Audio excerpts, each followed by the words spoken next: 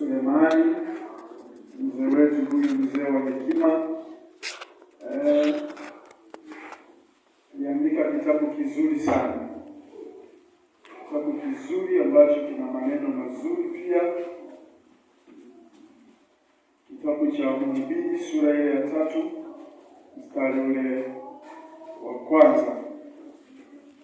Kama unaweza ukawa unafika, unaweza ukawa unaandika. Tunaendeleza pale tulipofika jana, kwa maana ya tulikuwa tumeanza toka Jumatatu ile, tukawa na somo letu zuri namna au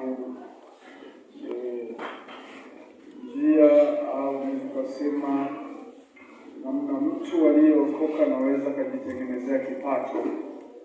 Na tulisema toka siku zimepita, kwa kweli Mungu anamchukia mtu asiyejishughulisha.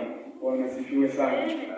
Wale ambao tulikuwepo toka tulipokuwa tumeanza, mambo utulivu kidogo, mambo utulivu, ndio nimeanza kuhubiri sasa, mambo utulivu.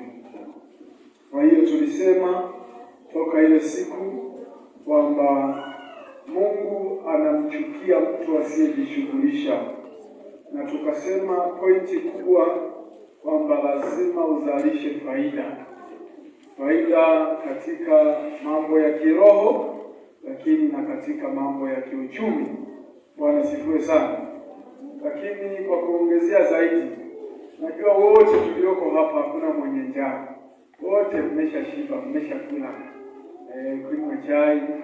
Hata kama hamjala, mnategemea saa 6 mtumishi awe amemaliza tukale. Na bahati nzuri mimi huwa natambua sura za watu. Nikikuona tu najua huyu ananiambia nataka nikale, huyu ananiambia tumishi maliza. Kuna sura ukiona kabisa, unaona kusikiliza alishamaliza. Bwana sifiwe sana. Kwa hiyo ili Kristo atulie kwenye ibada, atulie kanisani, atulie mbele za Mungu, kwanza anahitaji kupata mahitaji yake ya kila siku. Ndio pointi yetu tuliyokuwa nayo kubwa sana. Na kwa hivyo tukajifunza ni namna gani mtu anaweza akazalisha faida. Na tulisoma kile kitabu cha Mathayo. Yesu mwenyewe alitoa mfano, akamchukia bwana mmoja ambaye alipopewa talanta moja hakuizalisha, kienda kaizika. Yaani umechukua kipaji chako umekizika ndani, hakizalishi.